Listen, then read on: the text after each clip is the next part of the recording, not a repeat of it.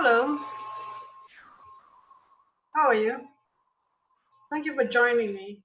Um, Today, I would like to discuss about my experience doing the standard operating procedure or guideline for transport providers. I had a chance when I was as a council member uh, from, for person with disabilities from the year 2008 until 2012. I had a chance to actually prepare a set of guidelines for the Ministry of Transport, and I would like to talk about this set of guidelines today.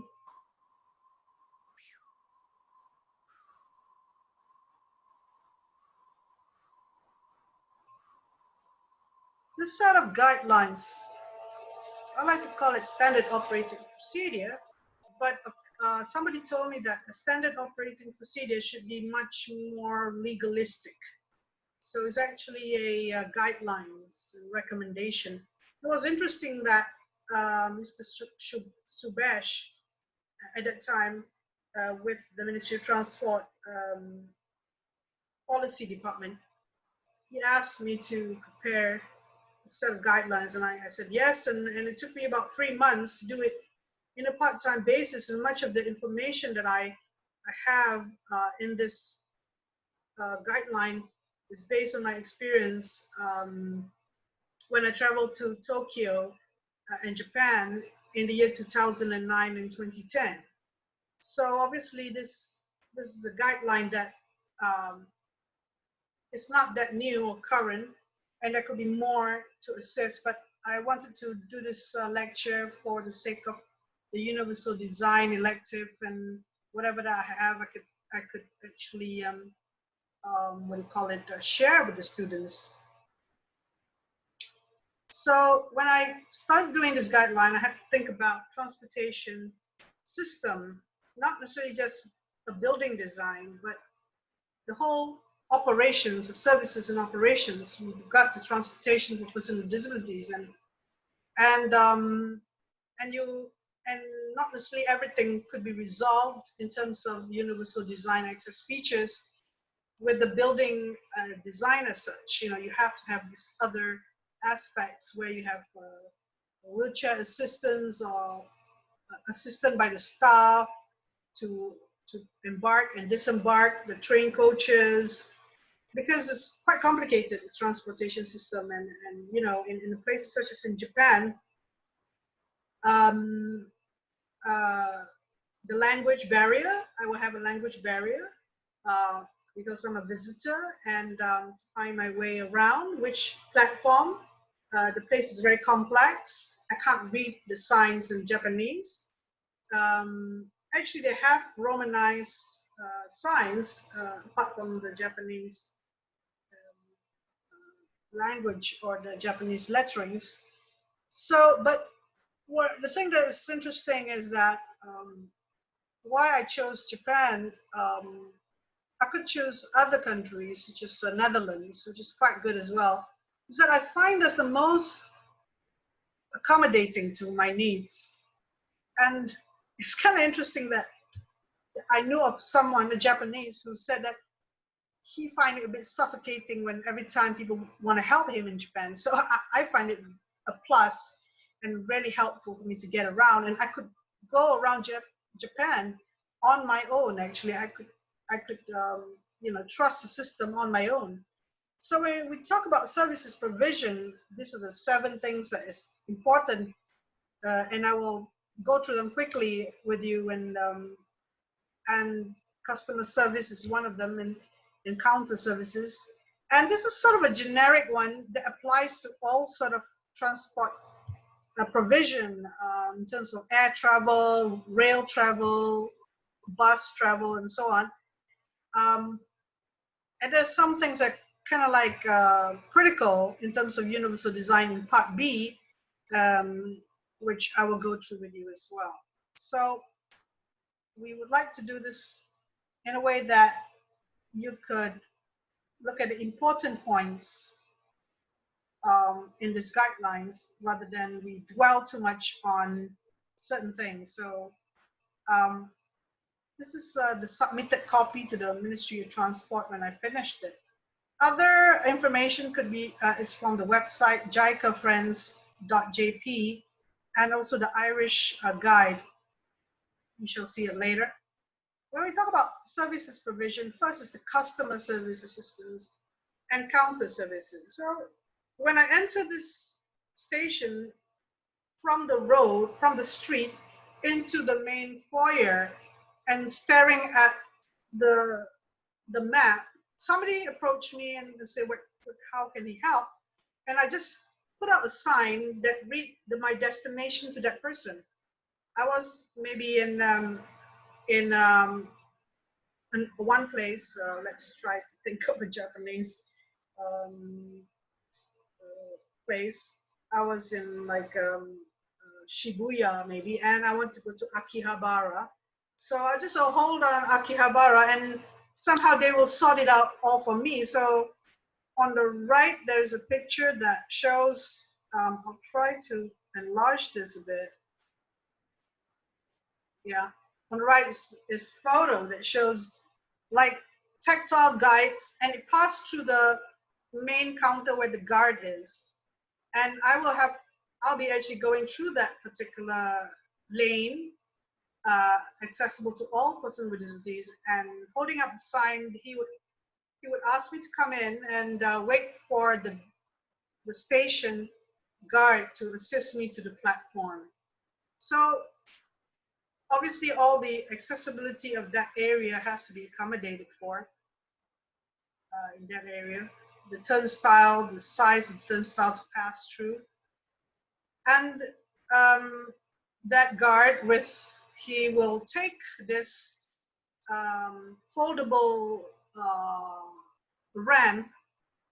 Most of the platform and the train has a difference in levels, and you need to use a portable ramp and assistance for somebody to push you up there.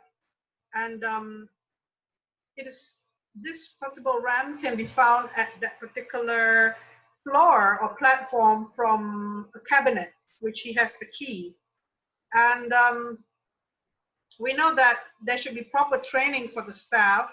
And in Malaysia, we have the disability equality training, and some of our friends, such as Peter Tan and Cik Sazali and Yunung and Nadir, they're all doing this DET to train, like Peter Tan training Malaysian Airlines staff and so on. And this is not an access feature by the design, but a service provision that is necessary in transportation, obviously. For customer service, in Japan, we could find a wheelchair available for you to use. And what was interesting in Japan was that the wheelchair is not locked. I can just take it and I can just use it. And I was kind of amazed about the Japanese. I was thinking, isn't anybody going to steal that wheelchair? But nobody dares. Nobody would think to stealing any public property. And in some places, the access is through a chairlift, and somebody would assist me, and the station staff would assist in the operations of it. In all stations, they have this, so it's not a common thing to have a chairlift, or not a chairlift, sorry, a platform lift. Chairlift is the one that you come out and you sit on it, but the platform lift is when I enter that contraption, and it will lift me up vertically to the next level. In this case, the person operating it walks in front of me, is not part of it. Here you have textured or sign on the floor for me to wait at some platforms. So this is the information that we gave to the Ministry of Transport so that they could assist us. And one of the things that the second one is very important, the sensory information, using a tactile guide, a tactile guide map, such as braille and embossed markings or letterings. And this is like the focal point for a blind person or non-sighted person, because wayfinding is so important in a transportation hall.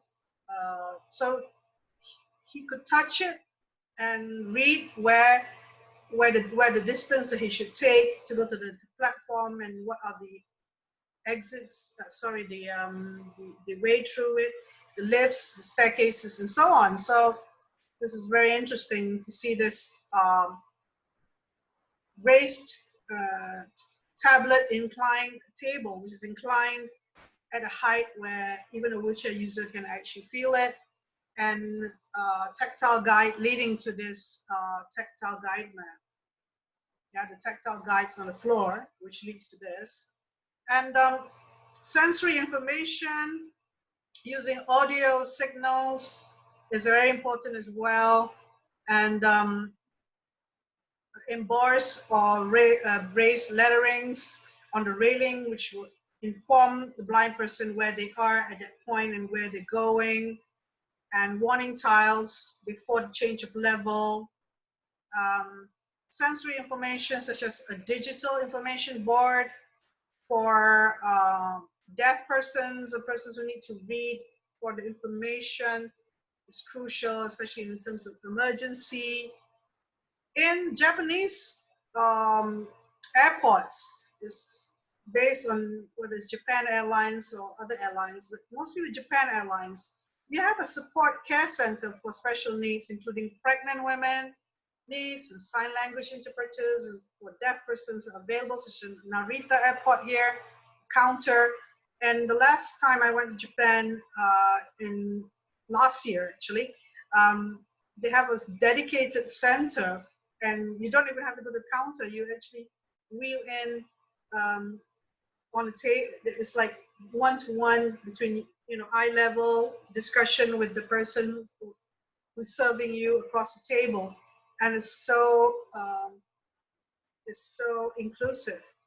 So other features, braille and large print guides like this. In the year 2009, I had a chance to go to a place where they did this communication board, where in this communication board, you have a lot of like in different languages, English, Chinese, Japanese, and for an intellectually disabled person or a deaf person, you just pinpoint like the pictogram of somebody losing their money, and they will then try to assist. The first point of query can just be pointed out in this communication board booklet, available at all railway station at the counter. Now, this is an example of it. Like, you just point out to the police, you want to see a police, then they would try to assist you with that, or the accident or delay, you want to inquire about it, and they will try to find information for you. And hearing augmentation and induction loop in an auditorium or in the counter services, such as this pictogram that is a graphic symbol for hearing induction loop, available at the counter, such as this is a British example of such a thing, where for those with hearing impairment and using hearing aid, somebody could use a system, an audio system for for their voice to be amplified, to have a conversation with them. These are, again, another service provision is a manual wheelchair availability and the portable ramp, as we said just now.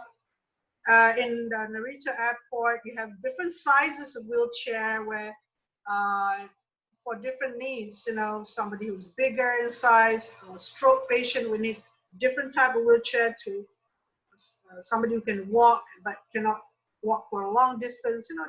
They provide for a variety of choices in this airport terminal. And assistance dog welcome is an important thing that any public facility, especially in transportation system, where a blind person could use the trained guide dog when they want to travel around, and this is something that we need to think about in service provision. An access guide that is easily available online, or an online journey planner to assist person with disabilities find out in the destination or the or going towards the destination at transit points, what are the problems that may have in terms of accessibility. And in London, for example, the London Transport Authority, there's some stations that are not accessible. So you will know it from the access guide, and you will plan your journey not to avoid that particular station and to have alternative travel. So obviously the portable ramps, the flip out ramp, and the way the bus positions itself next to the pavement will assist in persons getting in and out of the bus. Now, access guide here again, this is Irish information regarding, for example, in an area, sports center in Southports, you can see that distance from a certain point is how far for you to wheel yourself, what is the average gradient, 1:11, 1:12, so you can actually think, oh, I can't do 1:12, so I have to have an assistant there. So it helps to plan, is it? So, and there are some places where it says it's steep, and you need an assistant for 1:7, especially if you can't get out of the chair. And how is the surface? Is it step free? Is it paved? Is there handrails available? And are there rest points? So this information regarding the accessibility of an area is very helpful for a person with disability, obviously. And Ireland is one of the good examples for providing accessibility information. So the second part is, I'm going to go quicker with the second part because this part is kind of like something that you should just go and investigate about. But what are the universal design access features that you should have in a transport for transport provision? And so obviously the first one is parking, and that you have to have information clear how you should access the parking. And in here you have a number for you to call. So this number for you to call, you can get information about how you can park there. And in different countries, they have different system. In Japan, obviously, much of it is automated and using of technology. In Malaysia, we use a lot of assistance by persons, security guards, or people who are designated to assist persons with disabilities, such as in the Mid Valley shopping. And they have this contraption that is a barrier to people to park. It is raised, like a raised bollard. And when you call them and you show evidence that you're a person with disability and you want to park there, then they would get that thing raised down and you can park inside. So depending on the context and availability of such a thing. Parking, the size of the parking should have this aisle around it at the back of the car for a 2.4 by 4.8 parking space for non-disabled driver.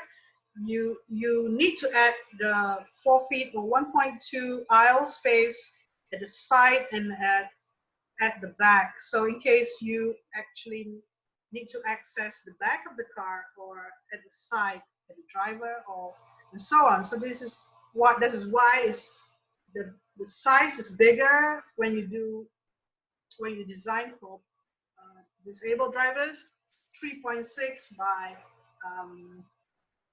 6 meters.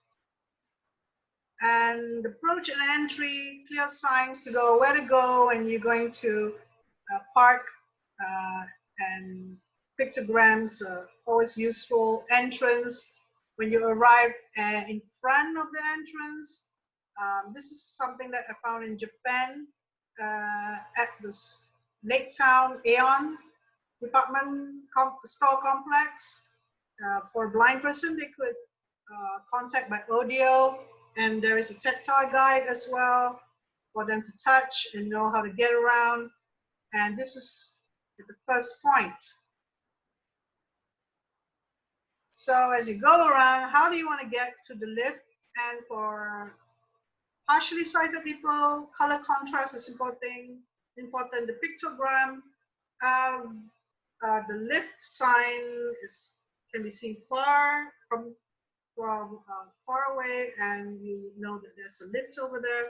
Part of the design in Aeon supermarket department store, and they brought in a universal design specialist to actually design in universal design in this shopping mall.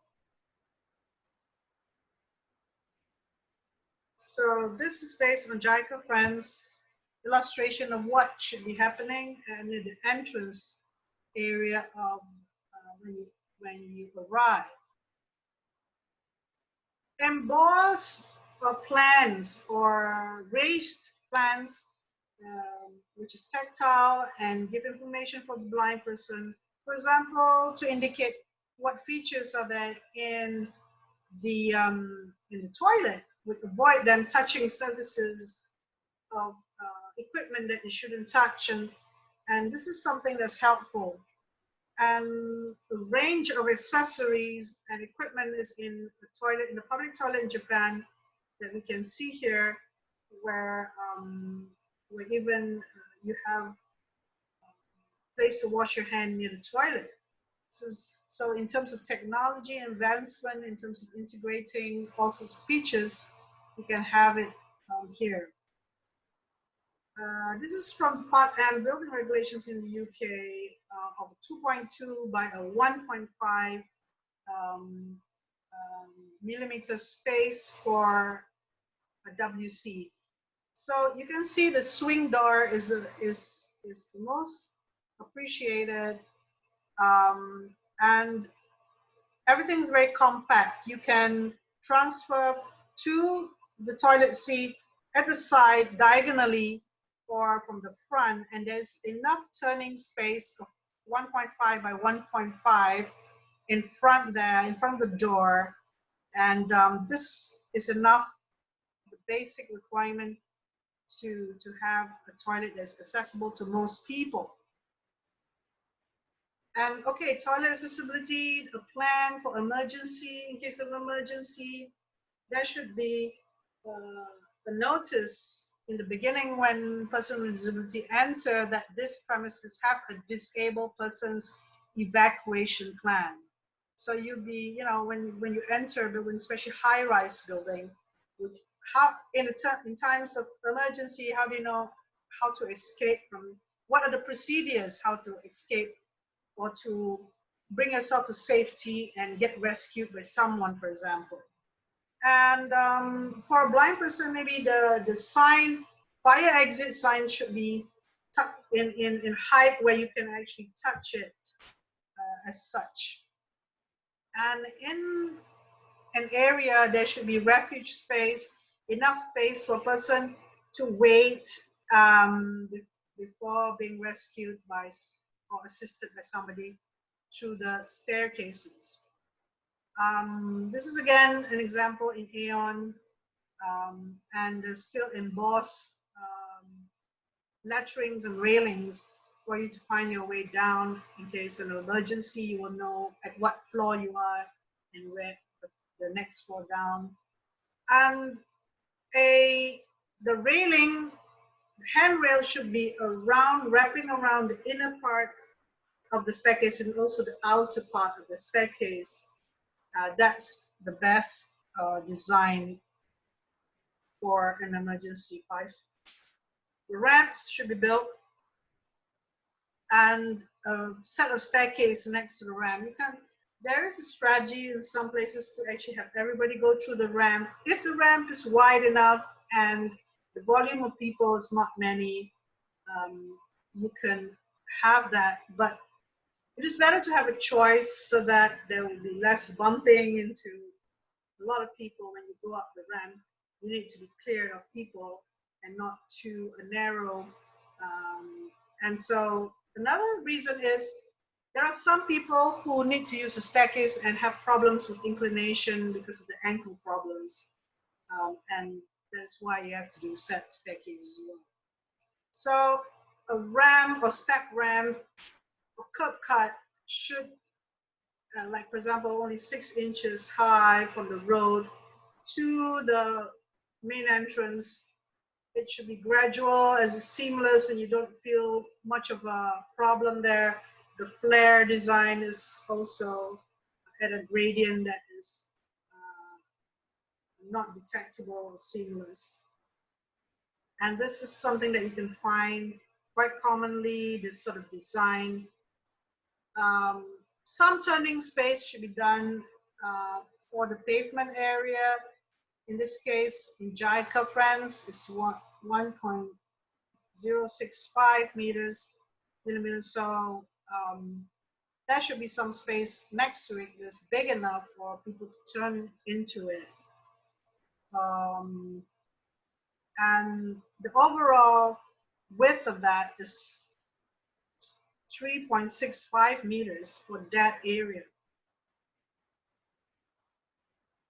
Staircases, like I said earlier, it should have continuous handrail all through, detectable warning tiles, at least 300 millimeters away from the first step, and extended rail beyond the step so that you won't feel as if you want to fall.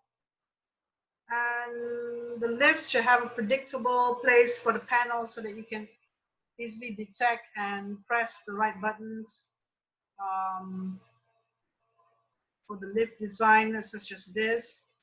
In Tokyo Rail, we see that the braille is on the top and the color contrast sign is in the bottom, where you press the button, and where you press closing the door and not closing the door, and which levels it is important at the side panel of the lift. And the doors that you use in the corridor should have a viewing. You can see the other side so that people don't just rush to open the door and hit the person. And certain amount of space for the swing door for a person in a wheelchair to use, about 500 millimeters at the side near the door handle, so that they could enter, have enough space to actually tuck themselves into the door to push it aside and enter it independently. And wayfinding and signages, you can use architecture lighting, have a strip of architecture lighting for a partially sighted person to know the way forward, including the tactile guide. And light boxes could be even better when you see pictograms, color contrasted the background with the pictograms very clearly from the right height for us to read. And in other features that we found is that the escalator can be changed into a platform lift by turning 3 steps into a landing. And this is what the technology that they had at the time, where it could be modified in places where you can't have a lift. And so back to the screen, and I'm very thankful to share with you guys this set of guidelines for transport providers. In transportation system, it's about a system. It's not one thing or another. It is to do with the services system as well as the design system and the technology available that you have, and the assistive device and assistive technology that they have in terms of portable ramps and other technology for a smooth journey for everybody to experience. And in Japan, I learned from a professor that I met there that it took them 10 years to train the station staff and everybody in Japan Rail before it actually could be perfected, the system for accessibility. And so we appreciate that, we appreciate the experience, and we hope in other countries such as Malaysia, soon we'll have an accessible, very accessible transportation, especially for the public. Thank you very much.